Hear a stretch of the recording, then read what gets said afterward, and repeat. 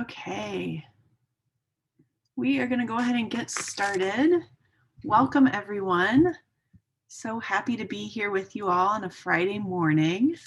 My name is Katie Conlon. I'm from the Center for Leadership and Organizational Change here on campus, except, lots of people aren't on campus. I'm actually coming to you live from my basement in Silver Spring, but a part of the campus, a part of the university. Also a University of Maryland alum from the College of Education. So happy to join other alumni here to talk about strengths this morning, which is one of my favorite things to talk about and work with people and with groups.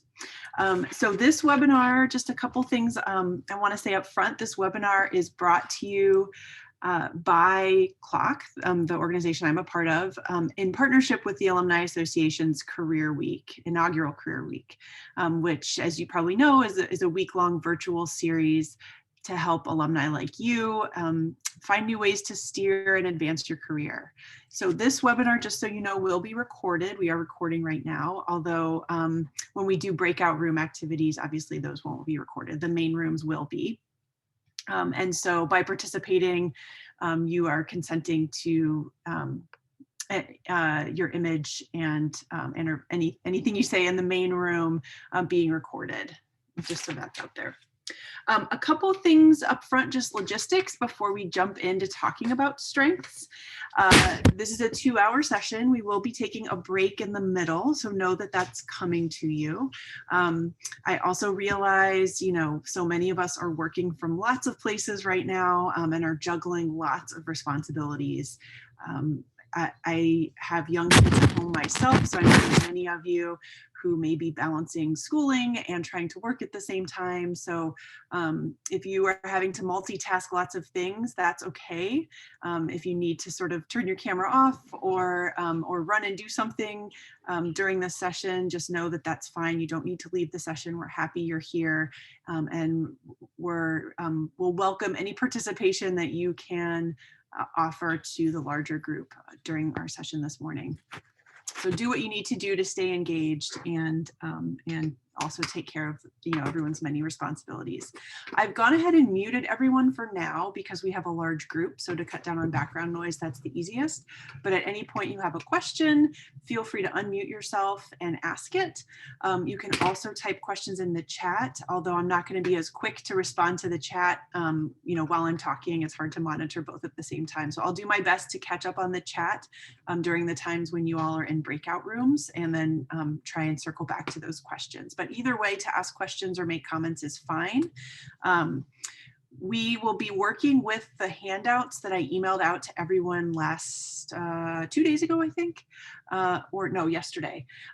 You should have received via email a PDF document that had a number of different handouts. So if you can just make sure those are accessible to you, either printed out or if you're just looking at them on your screen, that's fine too. If you don't have them printed, just make sure you have an extra piece of paper and a pen, because there will be a couple of times where I ask you to write something down.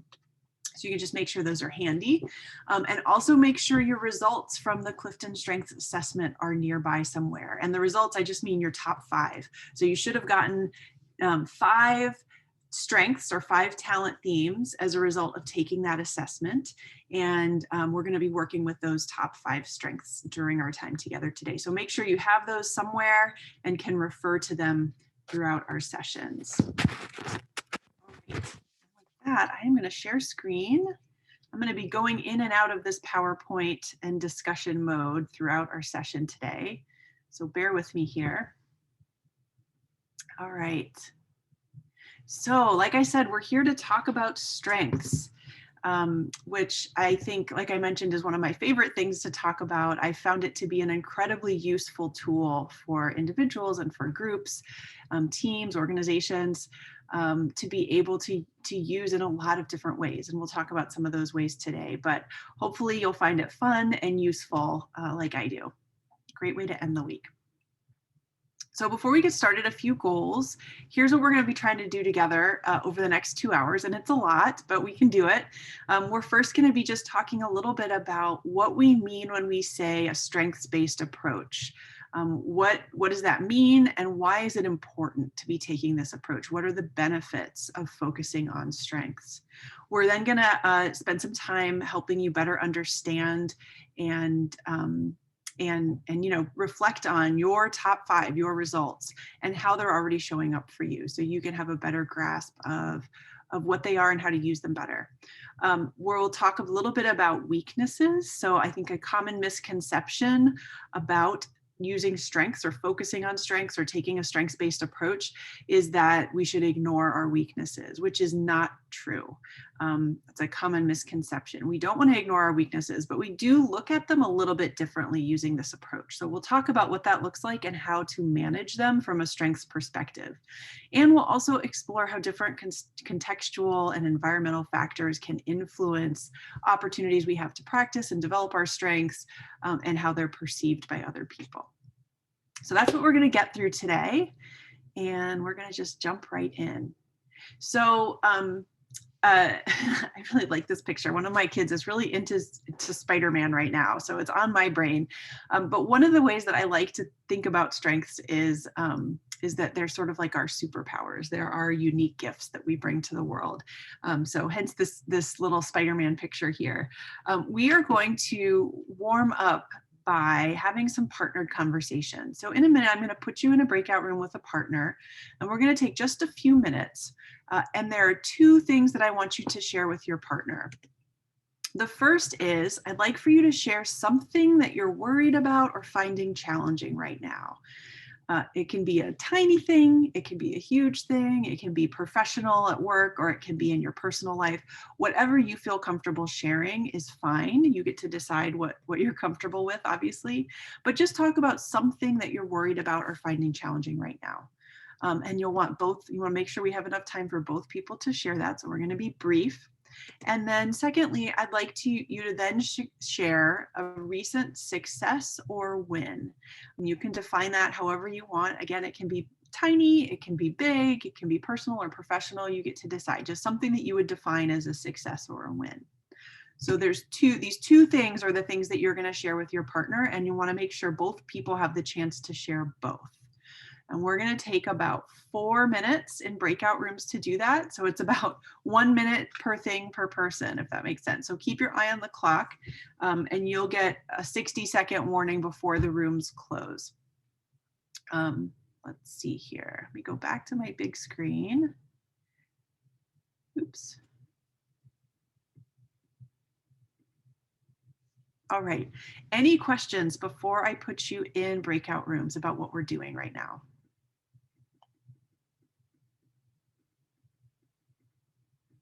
Okay. I am going to send you the invite, and I will see you back in 4 minutes. Remember, you're sharing something that you're worried about or finding challenging, and a recent success or a win. I'll see you back soon.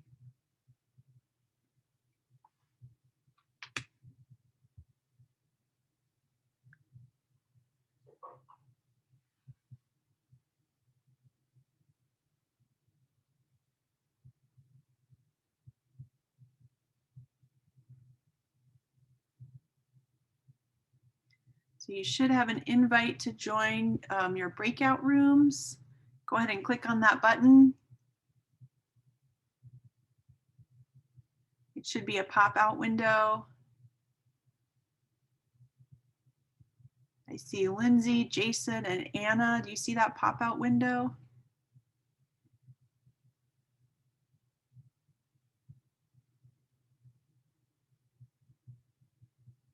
Let's see.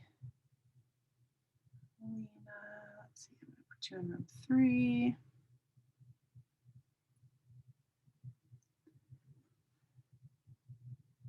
Lindsay, do you see that pop-out window? Lena? Let's see here, 3 minutes.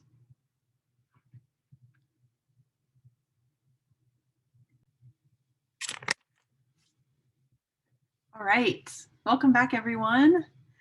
I know it's a quick conversation, but hopefully both people had the chance to share. I have a couple quick questions to ask you that will help link what you just did to what we're going to be talking about today with strengths. The first of which conversation was it easier for you to think of an example to share for? Was it easier to think of something challenging, or was it easier to think of a success or a win? If you could just type in the chat really quick, which one was easier? Challenge, challenge, challenge, challenge. Challenge, challenge, challenge. Okay. This is very normal, just so you know. This is usually what happens. And I'll talk about why in just a second. Okay, we have one person who said, two people who said the success or the win were easier. Okay, great. Thank you. Okay, second question. How would you describe how it felt to share the challenge or the success, and how it felt to listen to a partner sharing those things? What did you notice? What did it feel like to be a part of those conversations? And if you want to just type a couple words in the chat, that would be great.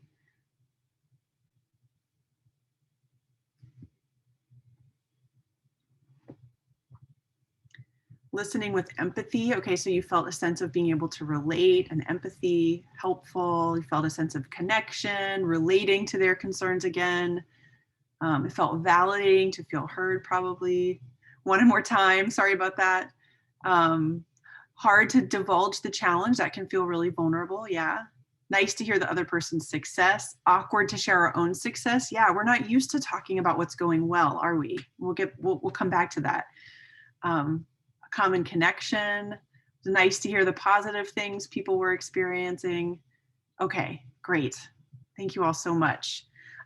So let me just mention just a couple things that I want us to remember based on this exercise. And I know this was quick and I'm trying to sort of pull a lot out of this, but I think it's important as we dive into talking about strengths. So the first is, you'll notice that most of you, not all, but most of you said it was easier to come up with something to talk about that was challenging in your life right now. I mean, particularly in the pandemic with everything going on in the world, that makes sense. But even in sort of quote unquote normal times, that is also the case, that usually it's easier for us as human beings, for most of us at least, to think of things that are, and talk about things that are challenging or worrisome for us. And that is part of how we're hardwired as human beings. So our brains, without going too far down a rabbit hole into, neuroscience here, but our brains are hardwired to notice things in our environment that are worrisome or challenging or potentially threatening. This happens subconsciously and consciously, but mostly subconsciously. And our brains are hardwired to notice those things more easily and to remember them for longer. We hang on to those negative things for longer. So I'll give you an example that's work related. You have a performance evaluation with your boss, and 95% of the things on that evaluation are great. You're doing great on all these things. And then there's that one tiny area for improvement for the next period of time. Which part of that evaluation are you going to be thinking about on the way home? So we have a tendency to sort of over concentrate on or over focus on things that are potentially worrisome, challenging, threatening. So that's just human nature. The second thing I want to mention is that, when we share things, and this came up a little bit in your comments, I didn't give you a lot of time to talk about this, but often when I do this exercise with folks, people mention when you're sharing either something that's worrisome or something that's positive, that you sort of, in some sense, re-experience that feeling of whatever that is in the moment. So if you're talking about something that's worrisome, you tend to feel worried in the moment, or you tend to feel a little bit anxious. And that can manifest in a lot of different ways, depending on the person. Maybe it's an emotional feeling, maybe it's a physical feeling, like you feel yourself tensing up or your jaws clenching or whatever it is. It's different for everyone. But the point is, whatever we're focusing on can affect us in the moment, even if you're not currently experiencing that thing in the moment. And the third thing is that those effects are contagious. So I saw a lot of people mention, I relate to what the other person said. I felt empathy. I felt connected. A lot of those things are telling me that you are sort of sharing in whatever feeling your partner was talking about in the moment. So if your partner's sharing something that's worrisome, that sense of anxiety, you might be empathizing with that, which really means you're sort of at least a little bit experiencing some of that worry with them. If the partner is sharing something that's positive, that's a success, you're experiencing some of that celebration and excitement. And when I used to do these sessions in person, which hopefully we'll be doing again at some point in the future, one thing that I notice always is that when people are talking about the success or the win, people feel, you just look at the body language in the room, people are more relaxed, people are talking more loudly, the volume in the room goes up than when people are talking about something worrisome and there's different body language, fewer smiles, people are talking more quietly. So there are some things that we don't necessarily notice that happen to us, differently depending on what we're focused on. So whatever we're focused on, whether it's what's working and how to build on it, or what's not working or worrisome or threatening, that affects us and it affects those around us, which is why taking a strengths-based approach can have such a positive impact on us as individuals and on the teams that we work with. So with that, I'm going to go back to my PowerPoint for a few minutes and give us a little bit more context. One moment, please. Let's go back to my screen here. Okay. So why strengths? Why do we want to take a strengths-based approach? So this quote by Peter Drucker, who some of you may be familiar with, he is pretty well known in sort of organizational development, leadership development fields. This is probably the best quote I've found that sort of encapsulates what we mean when we say strengths-based approach. He says one should waste as little effort as possible on improving areas of low competence, which, for most of us feels really counterintuitive because that's sort of what we're taught, right? We're taught to figure out what's not working as well or figure out what we're not as good at and fix that thing. Because he says it takes far more energy to improve from incompetence to mediocrity than it takes to improve from first-rate performance to excellence. So I like how he talks about energy there, and I'll give you a different example that might be a little bit more concrete. So if I asked you right now to sign your name on the piece of paper in front of you, you wouldn't have to think about which hand you used to pick up your pen. You would just do it. And I'm noticing with my virtual background, you can't really see my pen. Here's my pen. For me, my dominant hand is my right hand. I would just automatically pick up my writing implement with that hand. I wouldn't have to think about it consciously at all. It just comes naturally to me. My handwriting is much better with my right hand. It doesn't take as much effort to write with my right hand. Again, it just comes naturally. Now, if I broke my right hand and I had to have it in a cast for 6 weeks, I could write with my left hand. It wouldn't be as pretty, for sure, wouldn't be as legible. And if I put a lot of effort and time and energy into practicing writing with my left hand, I would improve my handwriting. It would get better, but it would take a lot more effort. It would take a lot of energy and a lot of effort. And even if I put all that energy and effort into it, my handwriting with my left hand, with my non-dominant hand, is never going to be as good as my handwriting with my right hand. It's just not. And so the idea here is that this is how we want to be thinking about strengths. Strengths are things that come so naturally to us that we don't even have to think about them. And it's not to say that we can't or are incapable of improving in areas that don't come as naturally. We can improve in those areas, and sometimes it's necessary to. But it takes a lot more energy and effort, and it doesn't yield the same level of results, right? So we have to figure out where we want to spend our energy and where it makes the most sense. Like if I wrote with my left hand all day, I would be exhausted by the end of the day. And it's the same way with our strengths. If we try and do something that doesn't come naturally to us all the time, it's exhausting. And so the idea with the strengths-based approach is, we're trained, but we're trained and we're partially hardwired to really focus on the things that aren't going well and the things that we don't do well and try and fix them. What if we redirected some of that energy into working on building the things that already come naturally and that are already working well, because we'll be able to go so much farther. And that's the basic idea of a strengths-based approach and what we're going to be getting into today.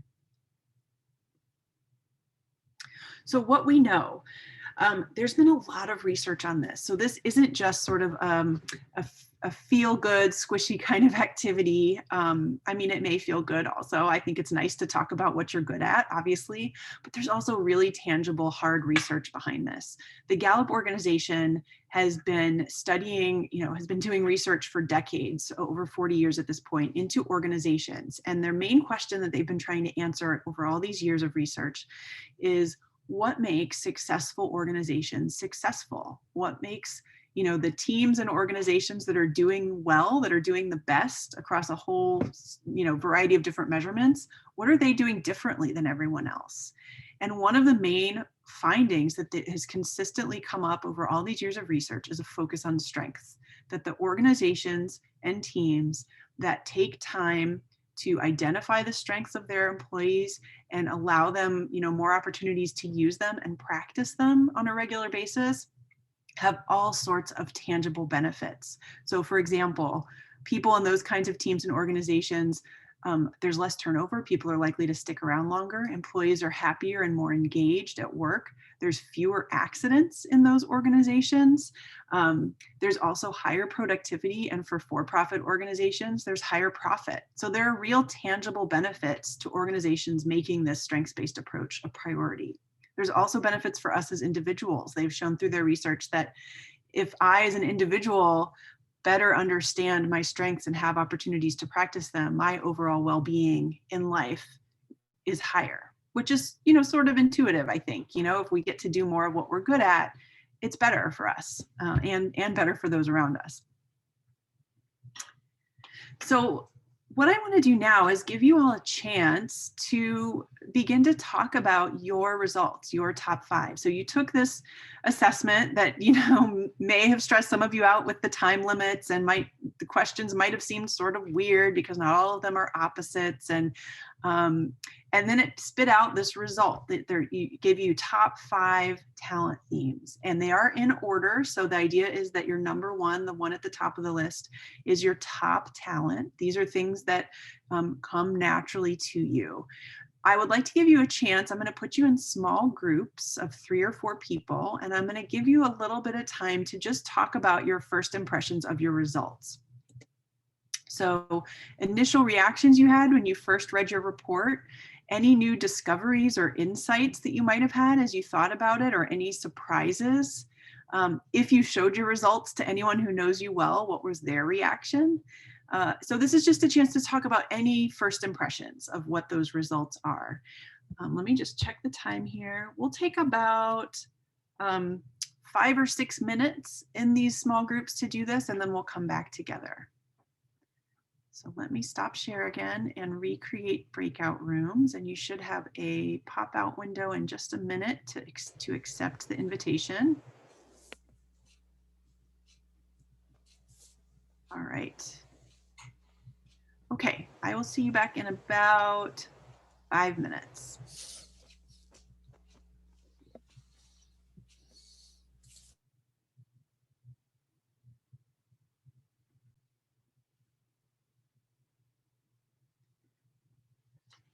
All right, welcome back, everyone.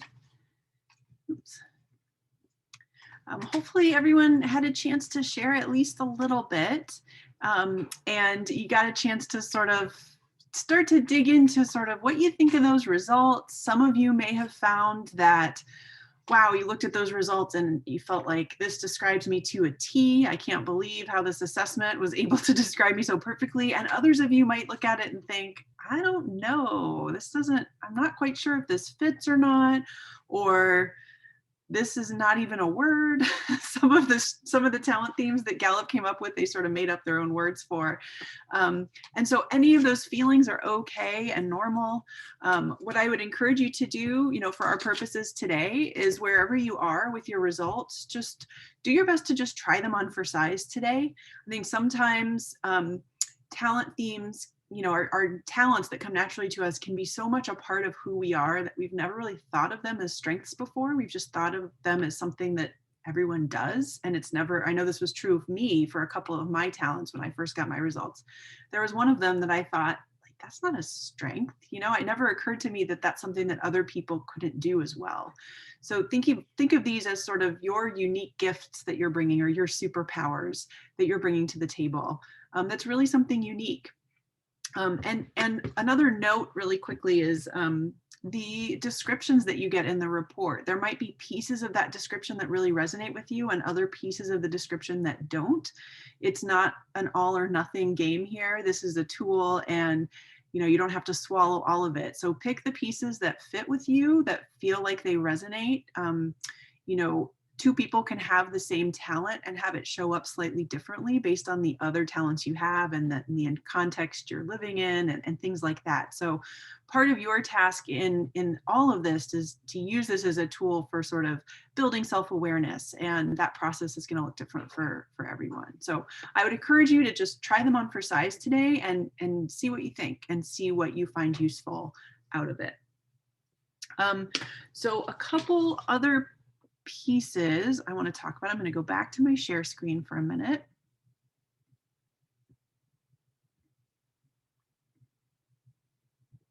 So if you are someone who's still feeling a little skeptical of this instrument or skeptical of your results, I wanted to offer one other perspective here. And this is a quote from someone named George Box, who is a statistician actually, but I love this quote.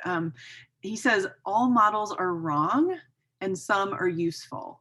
And I really like this because, the work that I do, I do a lot of work with assessments and models and frameworks, all related to humans and human behavior.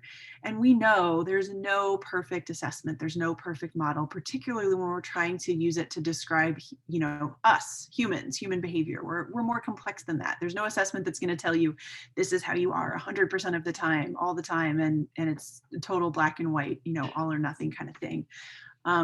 So we know it's not perfect. No assessment is. Some assessments are useful. And personally, in the work that I do, I find the Clifton Strengths assessment to be one of the most useful that I've used, particularly if we think of it as a jumping off point, a tool for helping us develop more self-awareness. So think of it as a jumping off point. So it's giving you something to sort of make meaning of and make sense of, and then carry forward. And so if we think of it like that, I think it can be very useful. So if that's helpful to anyone who's feeling a little skeptical right now, I just offer that up as a different perspective. One other piece of context I want to give before we do a little bit more reflection and discussion is just making sure we're clear on the terms here. And this is one piece of the Gallup assessment that I find a little confusing, and I wish that they had labeled it differently, but I'm not in charge of that. They make a distinction between the term talent and the term strength. And it can be a little confusing because the assessment is called the strengths assessment. And yet you may have noticed in your report that you got, they don't call your top 5 strengths, they call them talent themes. And that's because they differentiate between those two terms. So according to Gallup, they define a talent as a capacity for achievement or success. A pattern of thought or behavior that can be productively applied. So basically, it's just something that comes naturally to you, to simplify it. That's how they think of a talent. Talents can help us understand who we are. They help influence what choices we make, explain why we're better at some things. They help us filter our world. Those are all things that talents do. Whereas a strength, they would say, is the ability to consistently produce a positive outcome in a particular area. So we're using that talent well consistently. So the idea here is that a talent is a potential strength. So just because you have a talent, Gallup would say, doesn't mean that you're using it effectively all the time yet. That you have the potential to develop it into a strength, but it's not necessarily a strength yet just because it's something that comes naturally to you. So they would say what we need to do is we need to spend time investing in it. So what that looks like is we need to spend time on better understanding it, developing awareness around what it is and how it shows up for us, building knowledge, building skills in that area, and most importantly, practicing using it intentionally at the, in the right amounts, at the right times, all of those things, so that it's helping us instead of getting in our way. And when we've done that, then we can call it a strength. So it could be that there are elements of your top 5 that are talents and some of them that you've developed into strengths already. And we'll talk more in a little bit about, some of you may have had more opportunities to develop your talents into strengths than others based on the environment you're in and what's valued in those environments. So we'll talk a little bit more about that in a second. But the important piece here is that there is a distinction between those two terms. And what we'll spend for the rest of our time doing today is some of that investment, which will hopefully be a starting point or at least a few steps down the path of building more self-awareness around your talents and your strengths. So as a first step to do that, we're going to do what hopefully will be a fun activity that allows you to dive a little bit deeper into better understanding your strengths and how they show up, your talents. Okay, so step 1 is I'm going to give you just a minute on your own here to reflect on these questions. So I want you to think of a time when you were at your best, however you want to interpret that. It can be a personal, it can be professional, but just think of a time when you felt like you were really at your best, whether it was recently or a long time ago. And when you have that time in your mind, flesh that out a little bit. What exactly were you doing at that time? How were you feeling at that time? What was happening? What was involved? Who was involved? And I'll give you just a couple minutes to just jot down a couple notes to yourself about that. Okay, I'll stop talking for a second and let you do that.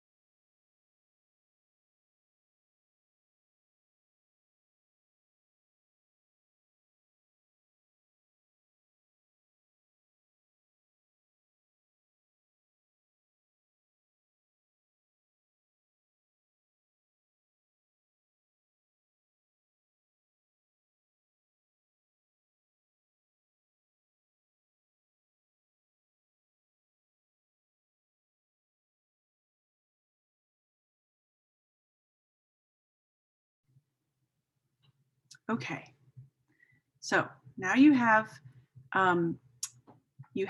this sense of a moment when you were at your best. Now I want you to look at your top 5, your results, your top 5 talents, and find one talent in that list of 5 that you think was being activated in that best moment that you just recalled. So look at that list of top 5 and find one of those 5 talents that you think was being activated in that moment when you were at your best. I'll give you just a little bit of time to do that.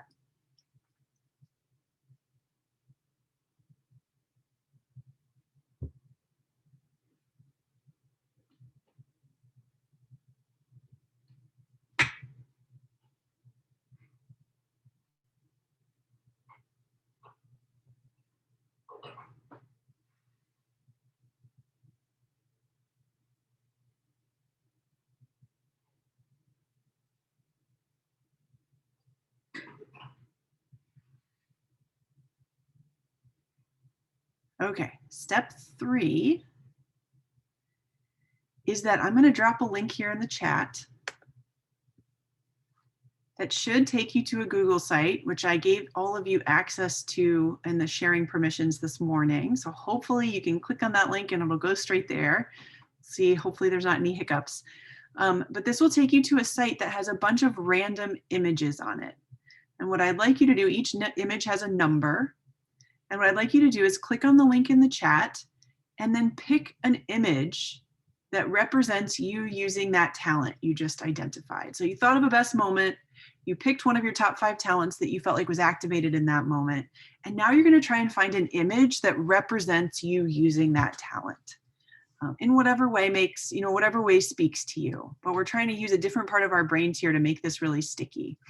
So find an image. I'll give you a minute to do that. And then I'm going to put you back in the same small groups you were just in a few minutes ago to share your image and why you chose that. So we can practice sort of articulating some of how our talents are showing up. Okay? So just to be clear, what we're doing right now is you're clicking on the link in the chat. You're going to that website of images and you're finding one image that you feel represents you using the talent you just picked. And then you're going to remember the number under that image so you can share it with your group. And I'll give you just a minute to do that. Set my timer here.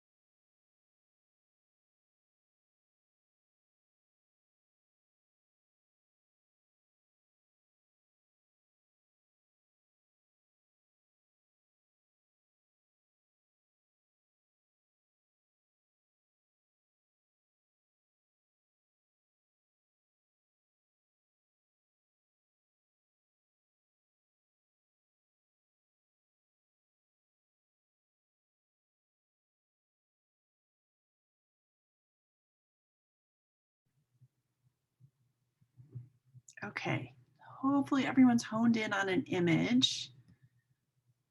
What I'm going to do now is I'm going to put you back in those same, where do the images appear? They should be, if you click on the link in the chat, they should be on that. Once you go to that link, you should be able to see a whole host of images there. So I'm going to put you back in those same breakout rooms you were just in. So you'll be seeing the same people again. And you're just going to briefly, we're going to take about 6 minutes.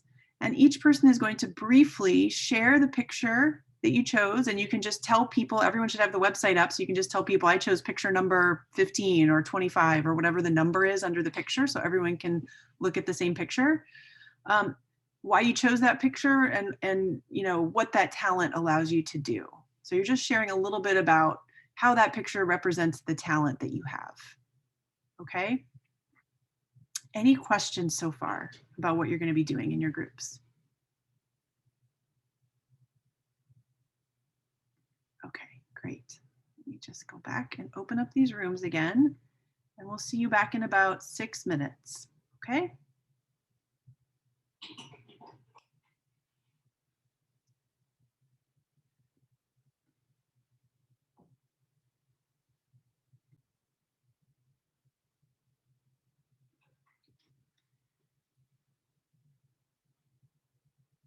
Okay, what was that like?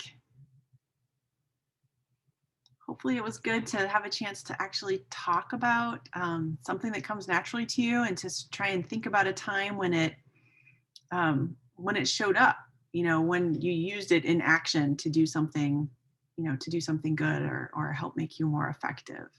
I think sometimes we aren't used to, we don't usually have the chance to talk as much about what we're good at and what's going well and what contributes to us at our best. Reminiscing about the good old days. Great. Hopefully we'll have some good future days too. Difficult to connect my thoughts to the images, okay? Sometimes that can be challenging, especially when you're under time constraints, I know. We like to use the images because, like I said before, it sort of uses a different part of our brain. And for some folks, that is being able to attach a talent to an image can make it a little stickier and easier to hold on to and remember, but that's maybe not true of everyone. So definitely a different way of thinking using the images. Good.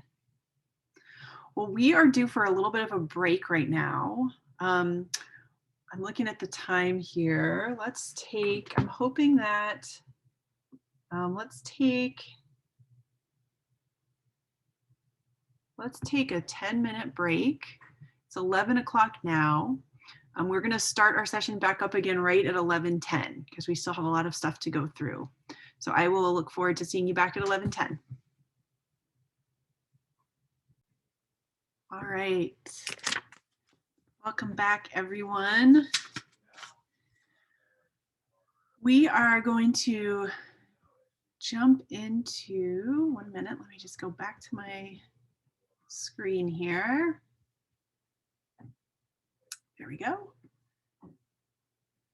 Okay, so there's a couple more things we want to talk about today. The first of which I think I mentioned a little bit earlier when we were talking about our first reactions to our report, and that is what influences our talents or our strengths. And there are a lot of things that can. So our talents are things that come naturally to us, but the degree to which we have chances to actually develop those talents into strengths or practice them varies a lot depending on what kinds of environments we grow up in, where we work, what what other kinds of influences there are. And so that's what I want to spend a little bit of time talking about now, because that's one piece of this developing self-awareness around our talents, is not just what they are, but how we've had a chance to develop them in the past and currently, because that helps us figure out how we might be able to develop them in the future.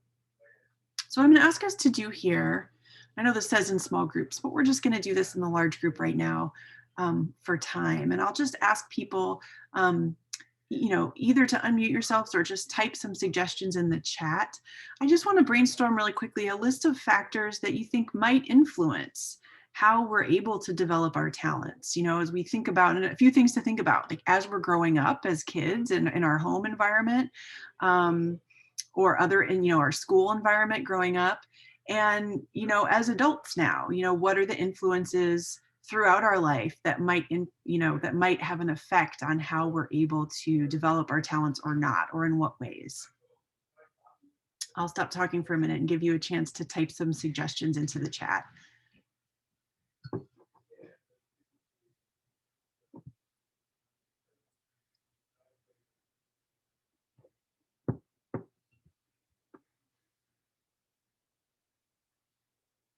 What thoughts do people have? Peers, managers, absolutely. And a piece of that is around, what are the cultural norms, in your school, in your neighborhood, in your family, in your friend group, in your workplace. And, by norms, I mean sort of what's acceptable and what's valued. Great. Will, so how much do you want to, or do you try to develop your strengths? Financial means and funds. How much access do you have to opportunities that might give you the chance to build your strengths? Absolutely. And now we're really rolling here with suggestions. Great.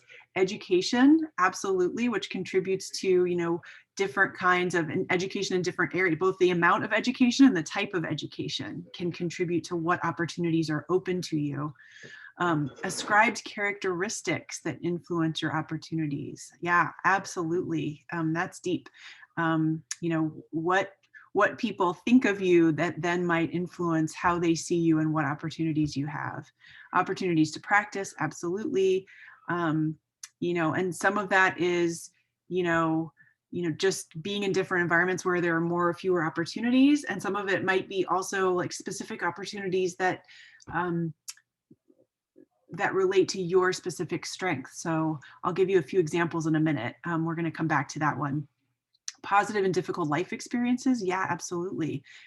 If you are dealing with, if you have, everything's going smooth sailing versus someone dealing with a trauma in your life, your focus is going to be in very different places in terms of being able to spend energy developing your talents. Hobbies, can give you opportunities to practice talents. Absolutely.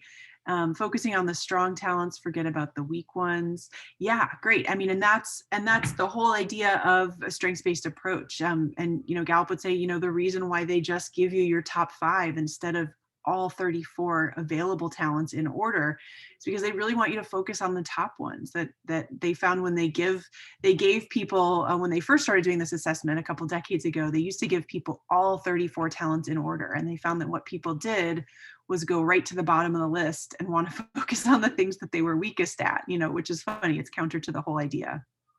Great.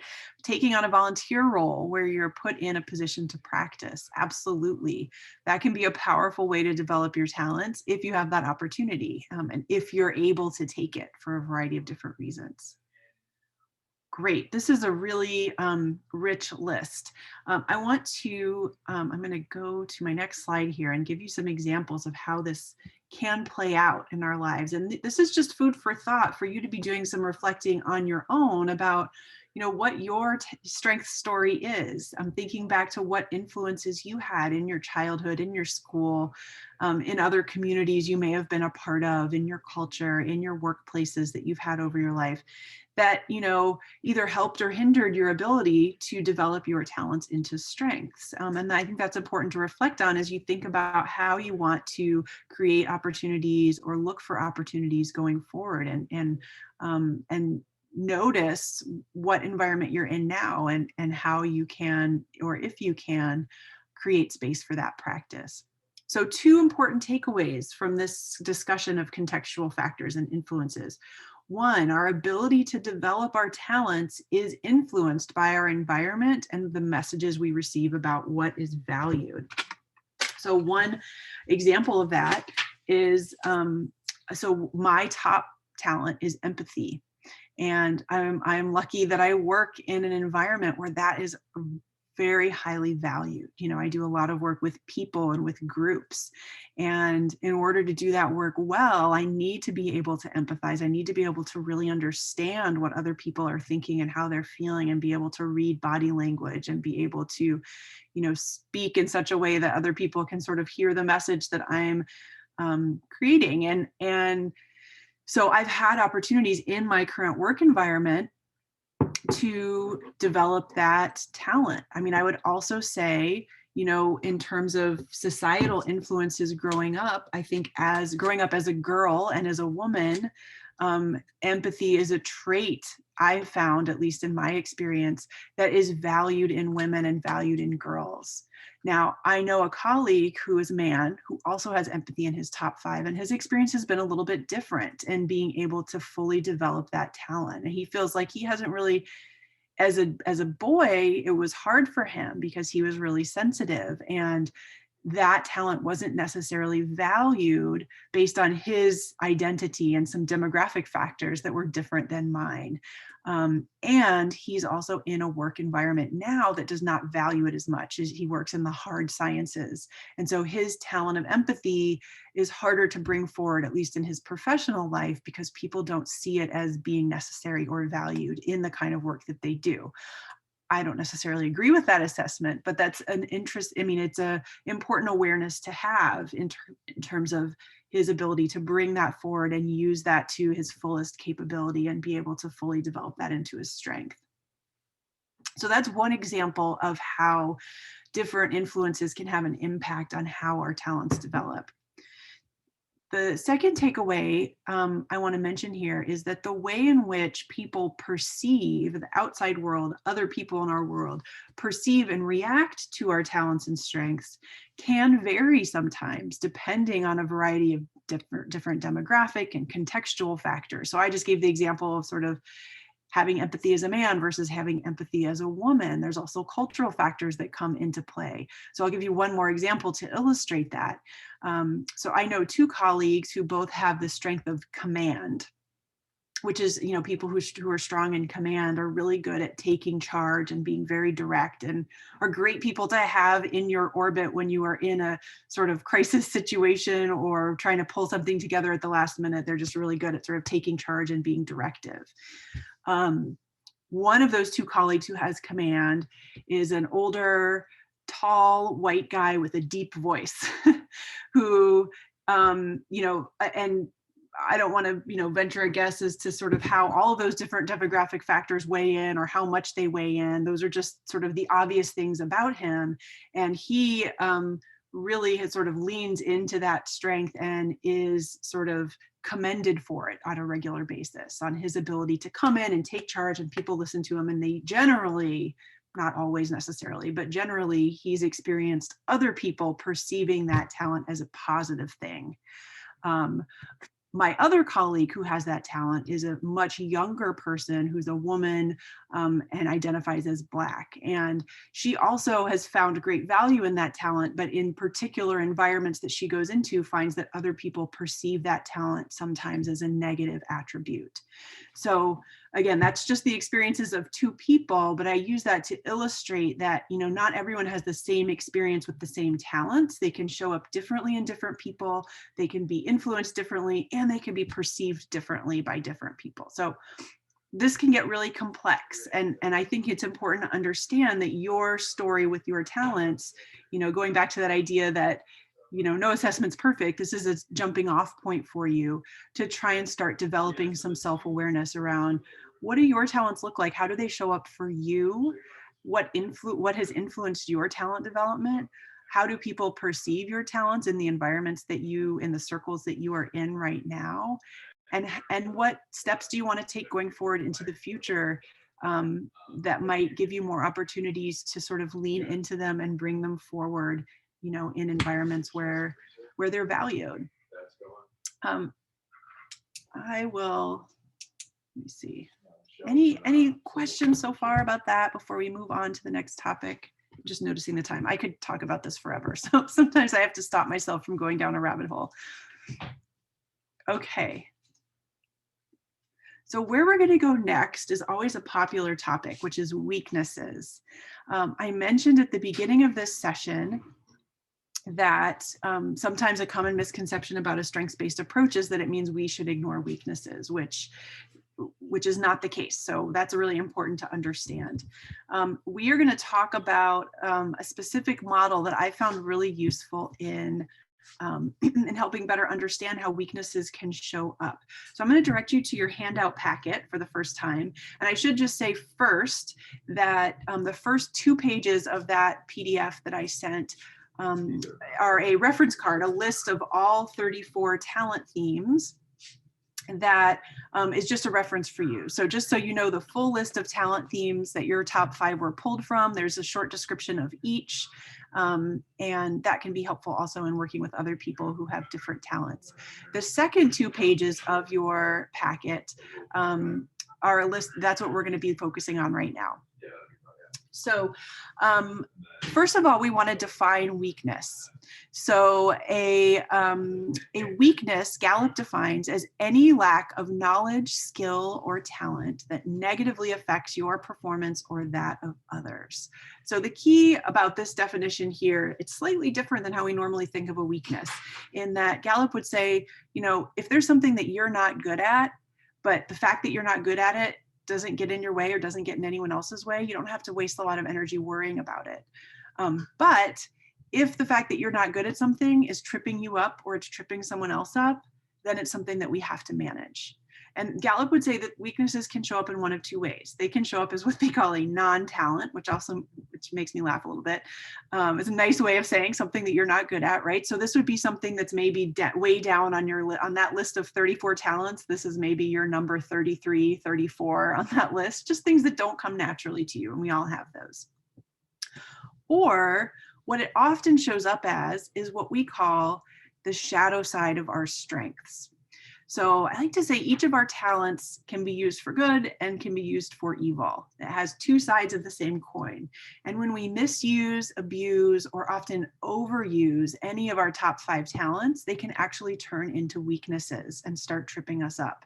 So we sort of need to understand in that developing self-awareness both sides of that coin, which is what we're going to spend just a little bit of time with right now.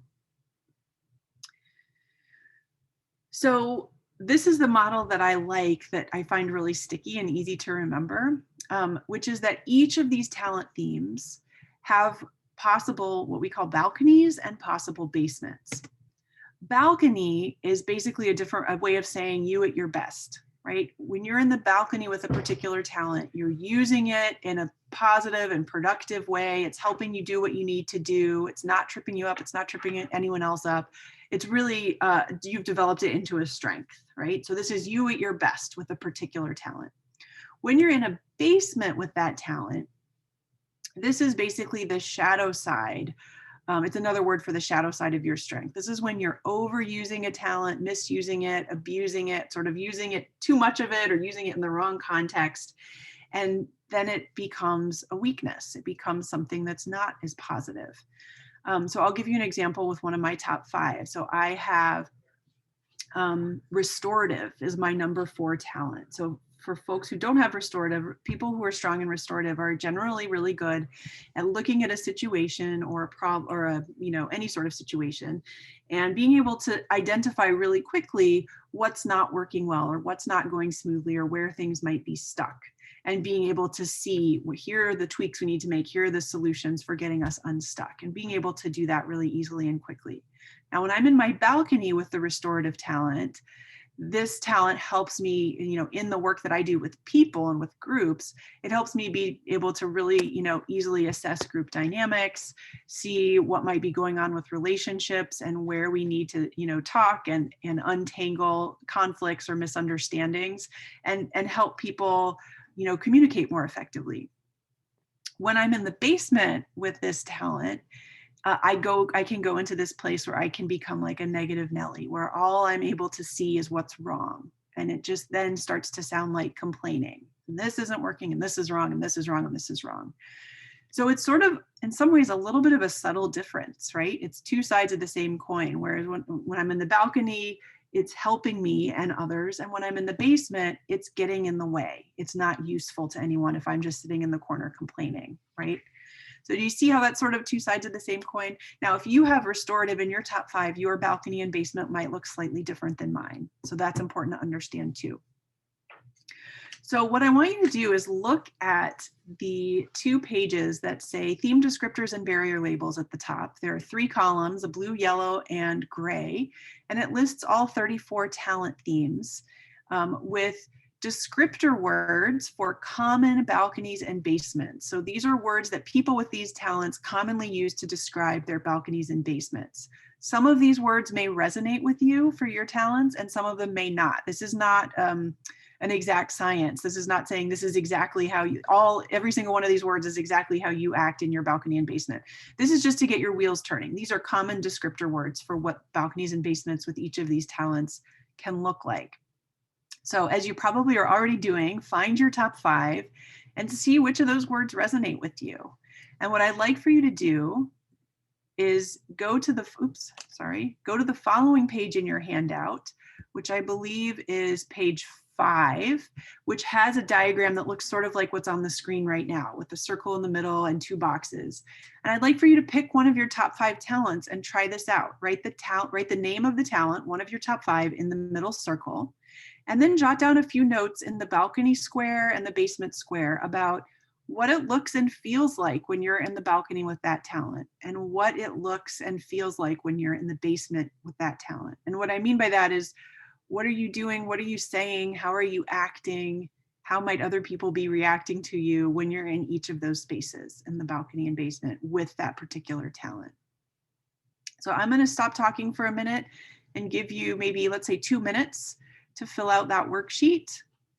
And if you're looking at it on the screen, just jot it down on a piece of paper, and then we'll come back together.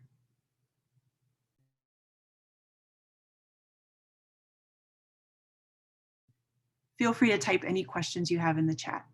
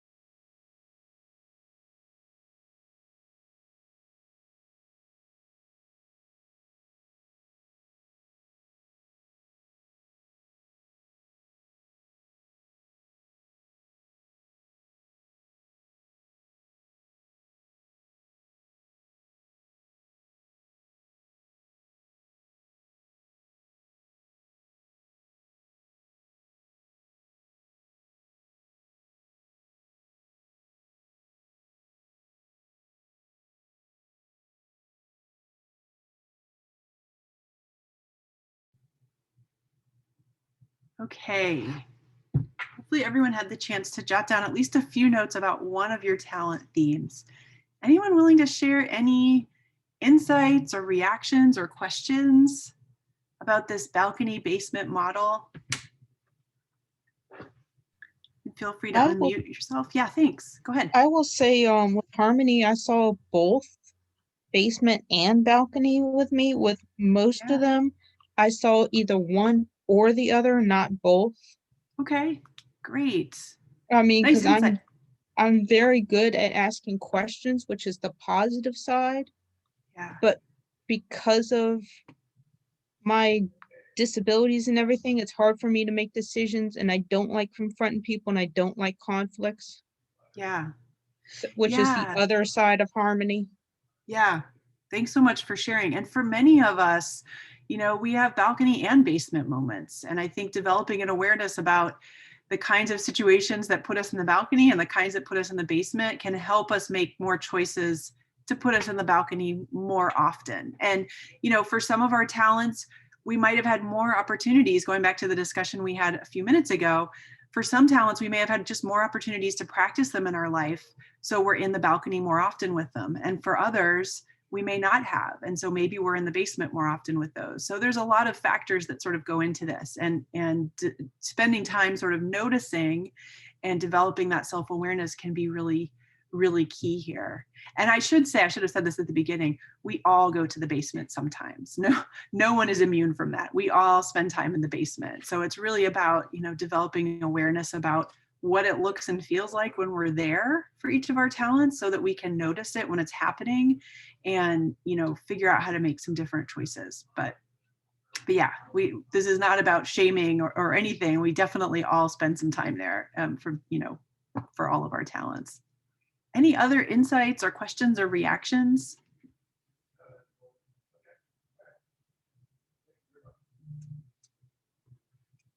Okay.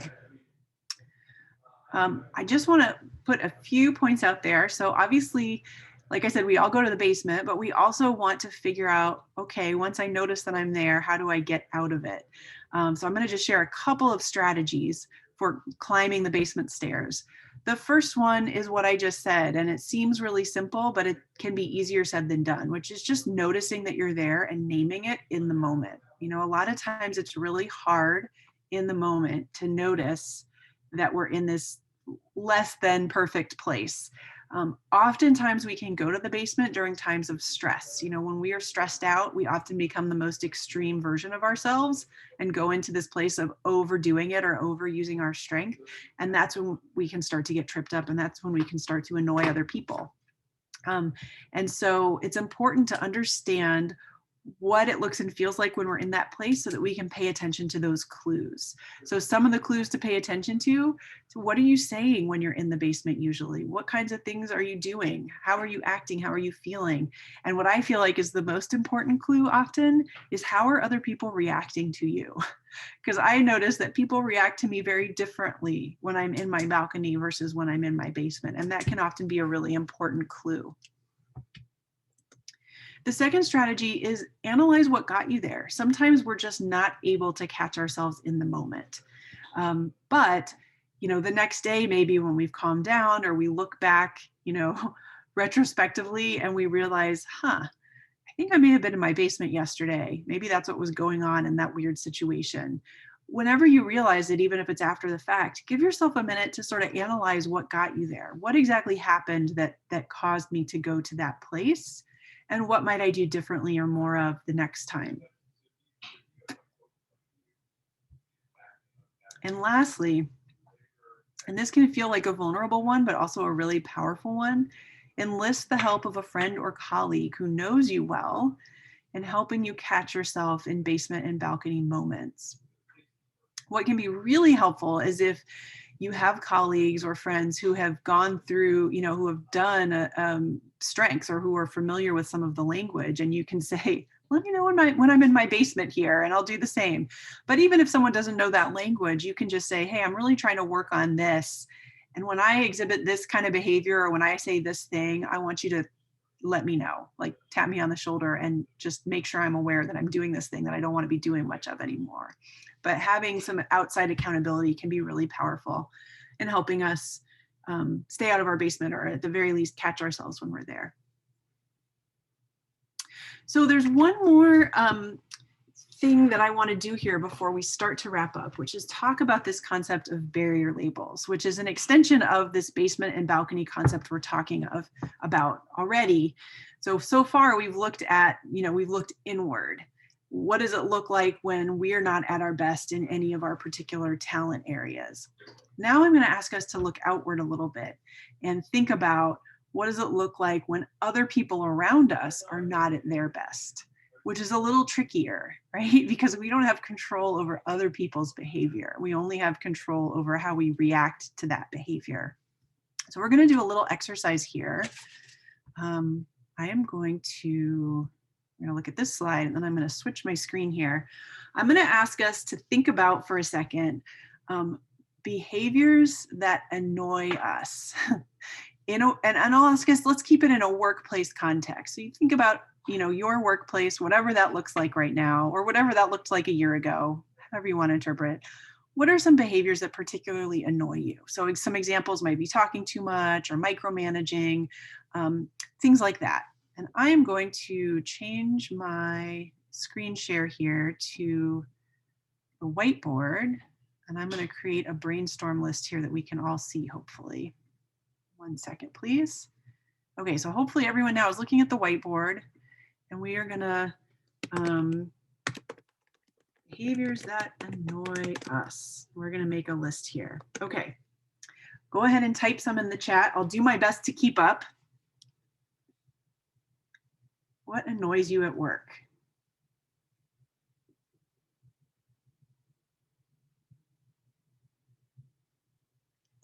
Not communicate. Selfishness.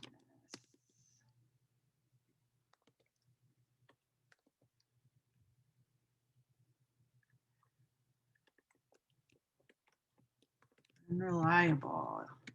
Now we're rolling. Stealing credit. Making excuses. No ownership. Overconfidence with no knowledge. I love this. Loud clanging of silverware at lunchtime. That's great. Sure. Too noisy, micromanaging. Well, now we're really rolling here. Okay.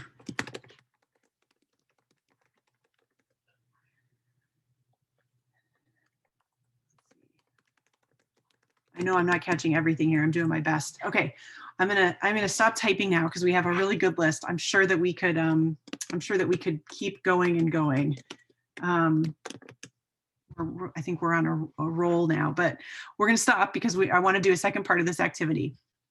So what I'd like you to do now is look at the go back to your balconies and basements handouts, the one that has the 3 columns, the blue, yellow, and gray columns. And I want you to notice at the top of that sheet, it talks about theme descriptors and barrier labels. So the theme descriptors are, the barrier labels is another word for all of those descriptor words in the basement column.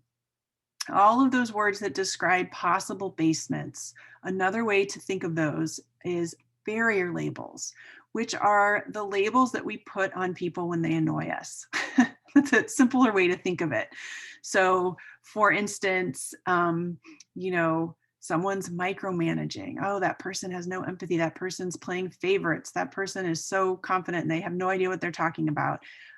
These are the conversations we have in our head. We often don't say them out loud, but when someone's pushing our buttons, we say these things about the people, we put these labels on, we have these conversations in our head about them or about their behavior. And the idea is they're called barrier labels because having those kinds of conversations, and we all do it, we all have the things that annoy us. They may not be the same things, but we all have buttons that get pushed, right? But when we do that, when we put those labels on, it creates a little bit of a barrier. I know I don't necessarily want to engage with someone who's micromanaging or stealing credit or making excuses. That doesn't sound like it'll be a very pleasant interaction.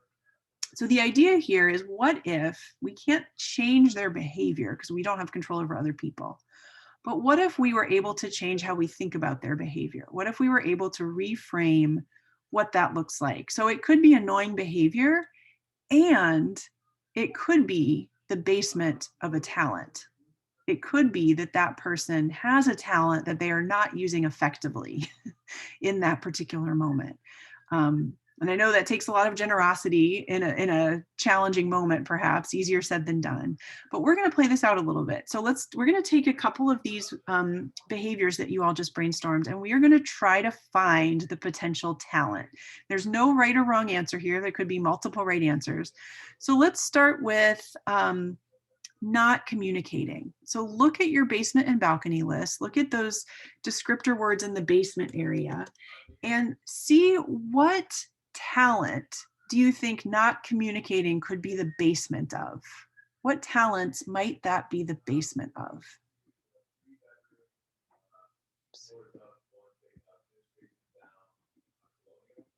Any suggestions? Just type the name of any talents you think that might be the basement of in the chat.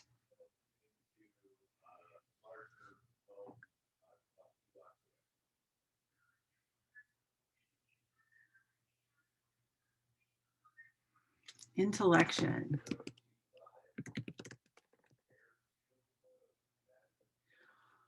Relator, that actually, so let me say something about both of these suggestions that have popped up so far. Relator, I don't know that that would actually be a basement of relator, because a relator is really good about communicating, and the basement of a relator might be over communicating, not necessarily. So the basement is not the opposite of a talent, it's the overuse of a talent, if that makes sense. Intellection, absolutely. People who are strong in intellection are really in their head. They live in their head, which can be a great benefit. But if you're overusing that talent, you could come across as just sort of being in your own world and not making an effort to communicate with others. Deliberative, same thing. Individualization. Individualization is about being really focused on each individual person and what their particular needs are. So I suppose if you're overusing that, if you're really focused on an individual person, and that might be at the expense of communicating with a larger group, that could be interpreted that way. Okay, great. We're going to jump to another one. Let's do micromanaging. What could micromanaging be the basement of?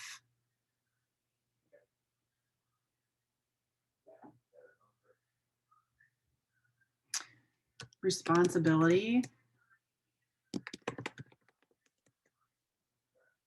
Absolutely. So someone who's strong in responsibility has a real heavy sense of responsibility, and is really focused on following through everything they said they were going to do. And if they take that to an extreme in a stressful moment and other people are involved on that project, that could look like someone really getting up in your business. Anything related to perfection as a strength. Okay, yeah. Maximizer, absolutely. Someone who's really trying to help turn something from good to great, which is really what maximizers are really good at.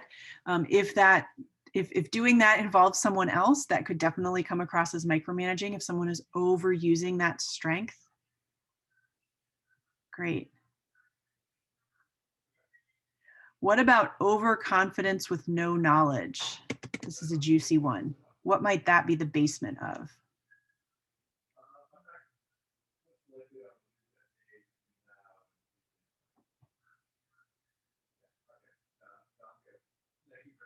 Command. Absolutely.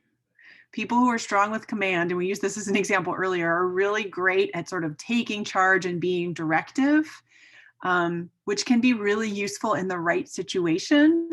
And if that gets overused or misused in the wrong situation, that can definitely come across as sort of just taking over when you really don't know what you're doing, right? That would be a basement of that. Also self-assurance, which is not quite the same thing, but has a lot of similarities. Great. Okay, so I think you all are getting the picture. We could sit here for the next hour and do this for every single one of these, but we're not going to because of time. I'm going to go back to my slides here. So the idea here is, like this picture, this might be a familiar picture to some of you. This is one of those pictures where there's more than one thing you can see. So you can probably see there's two faces here, and there's also a chalice in the middle. So the idea is there's at least two ways to see this picture that are both correct, right? You could say, yes, it's two faces. Yes, it's a chalice. In the same way, there's at least two, probably more, but at least two different ways to interpret anyone's behavior that could both be correct. Someone could be behaving badly, or someone could be really annoying, and they could be in the basement of a talent. Both of those things can be true. And I want to be clear about this. We're not excusing bad behavior. We're not saying it's okay. If you're in the basement, it's okay that you act this way. But if we can, in our own head, reframe how we're interpreting that behavior as being in the basement, we can't choose, like I said, we can't change people's behavior, but what we do have control over is how we choose to interpret it. If we can choose to interpret it as being in the basement, what that does is it doesn't create quite as much of a barrier, because it allows for the possibility of there being a talent in there somewhere. So the behavior's bad, but there is a talent in there somewhere that person just isn't using effectively. And that can change the tenor of a conversation that you might have with that person. That feels a lot different and can be a lot more productive of a conversation if you can approach it from a strengths perspective.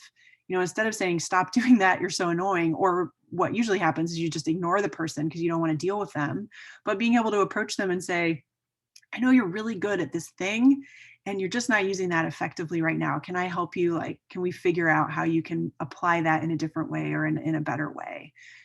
It just feels a lot different, and it can be much more productive of a conversation. So what we like to call this is generosity of interpretation, which, and I'm saying this right now like it's an easy thing to do. I realize in the moment, this can be incredibly challenging. When your buttons are pushed with someone, it's really hard to give them the benefit of the doubt in a moment and in the moment and sort of make that reframe in your head, but it can be really powerful. It can be a really powerful thing to do. So I encourage you to try that on for size. Okay. There's a couple more things. Before I move on to our last couple of things, I just want to open it up. So there's a question here from Richard: how to deal with command basement, overconfidence without knowledge? Know plenty of those. Yeah, I think, a lot of, there's not one perfect formula for how to deal with this. And this goes true for, I would say this about any basement from any talent. Part of it depends on the context. It depends on the person, and particularly on the relationship that you have with that person, and how honest of a relationship, how strong of a relationship you have, because your approach would be different depending on what that relationship is.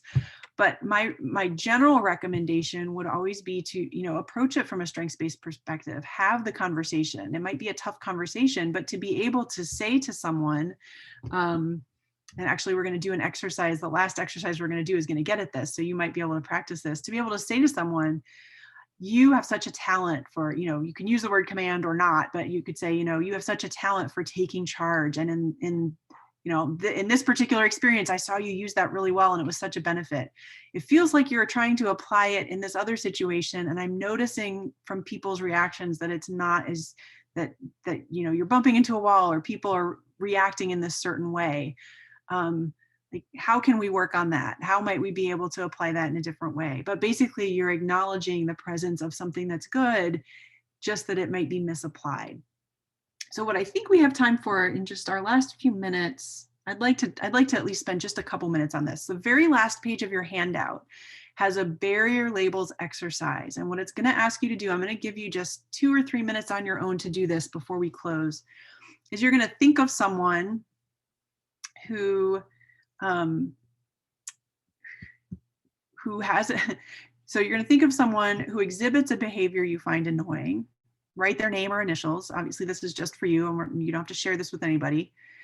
Think about what talent might be at play. What talent or talents might this person be in the basement of? And this is just a guess. You may be right, you might be wrong, but it's the process of sort of thinking through that that's important. And once you've identified a possible talent, think about a time that you may have seen this person use that talent effectively, even if it's just a small, tiny example. Try and think about that. And then keep this in the back of your head with that person. When you have a conversation with this person, try and lead with an acknowledgement of their talent first. So I want to give you just 2 minutes on your own to just jot down some notes about someone specific. And then I'll have one more thing to show you about before we close.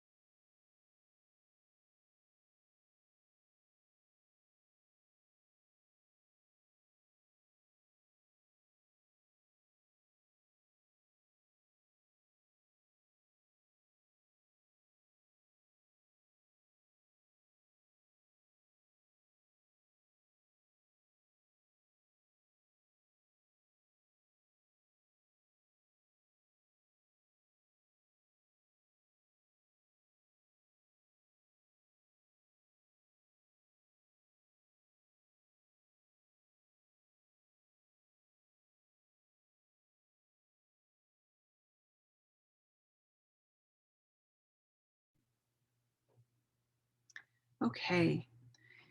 In our last few minutes here, I just want to introduce one more idea, which we're not going to spend a lot of time talking about, but you may come across and you may have wondered on your report what some of the color coding means.